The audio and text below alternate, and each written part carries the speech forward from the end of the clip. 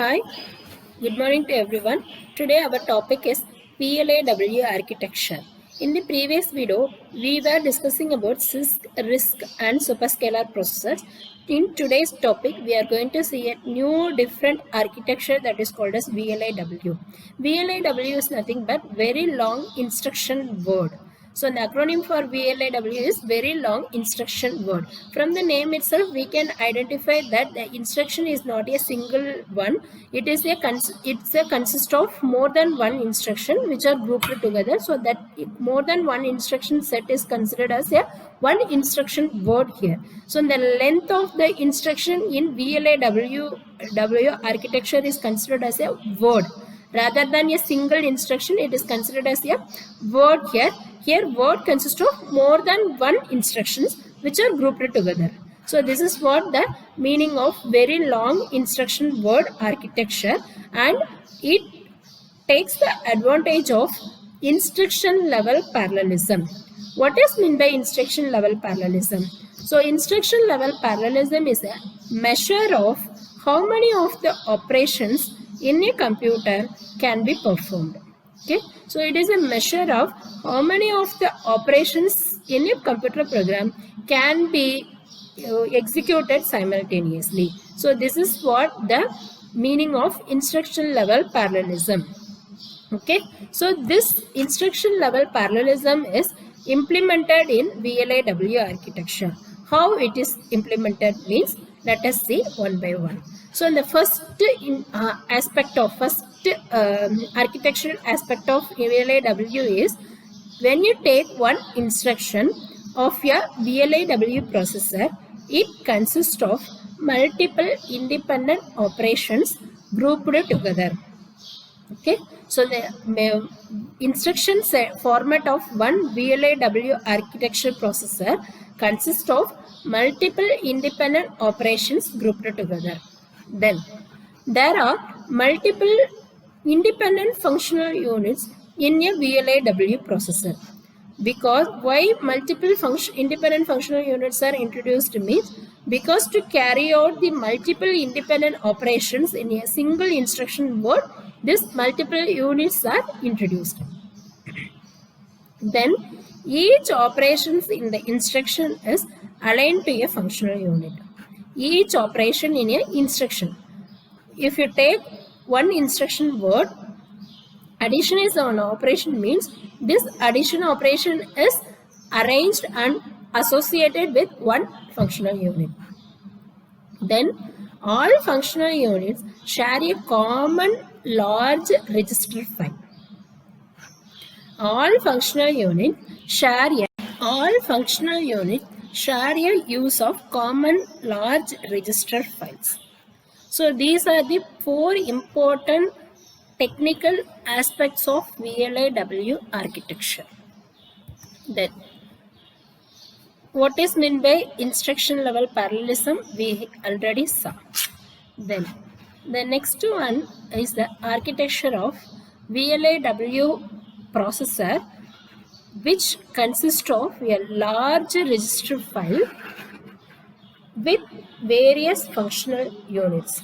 Here load store unit is one of the functional unit, FP add unit is one functional unit, integer ALU is one functional unit, branch unit is one functional unit. Like that, it consists of n number of multiple independent functional units. So these n number of functional units are shared with the large register file. Then this large register file is associated with the main memory. So this is a typical VLAW processor's architecture.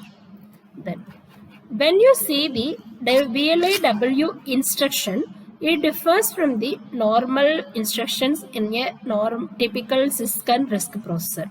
How it differs means, here this VLAW instruction consists of multiple independent operations together.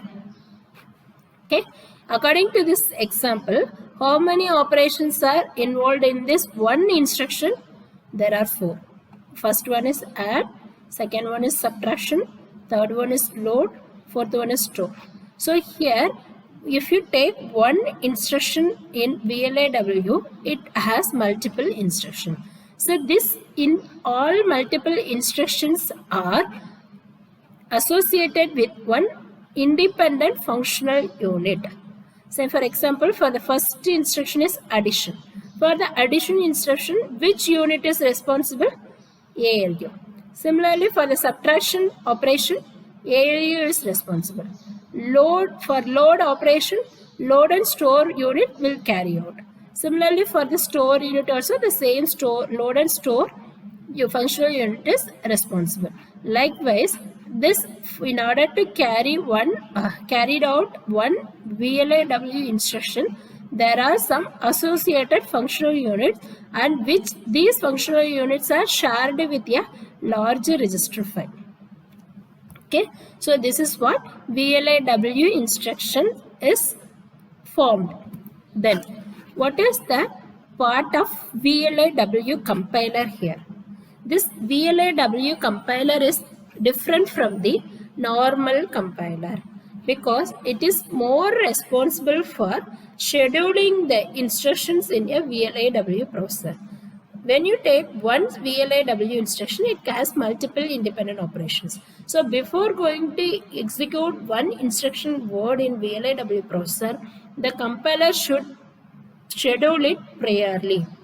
That scheduling is a static scheduling, not a dynamic scheduling. Okay, so this compiler is responsible for static scheduling of instructions in VLAW processor, and compiler finds out which operations can be executed in parallel in the program. So it only finds out the parallel execution of operations, and it groups these operations in a single instruction, which is a very large instruction word. So this only will group your single operations in a large instruction word. And one more point is, this compiler ensures that an operation is not issued before its operands are ready. That means that this compiler should not encourage the resource conflict situation. Resource conflict is one of the situation where it occurs when the operands are not ready for its execution. So that situation should not be entertained by the compiler. So it has the responsibility of ensuring its operands before going to execute. So these are the four important roles of VLAW compiler here. Then when you take VLAW instruction, what we have previously discussed are same. So this multiple operations are allowed to initiate in a single clock cycle, and operands and operations to be performed by various functional units are specified in the instruction itself, and one instruction encodes at least one operation for each execution unit of the device. So the length of instruction increases with the number of execution units.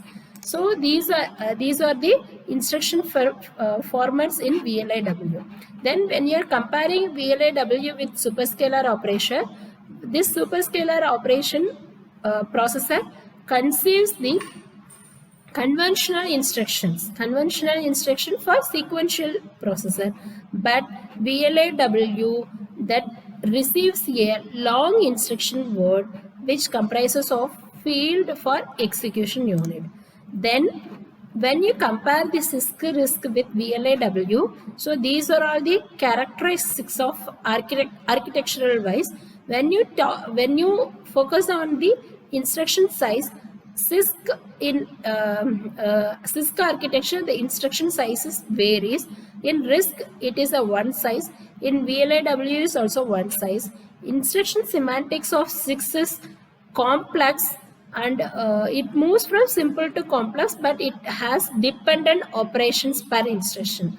But in RISC, always the simple operation, but here in VLAW, it has multiple independent operations. Then registers in CISC architectures are few, in RISC is many, but in VLAW is also many general purpose.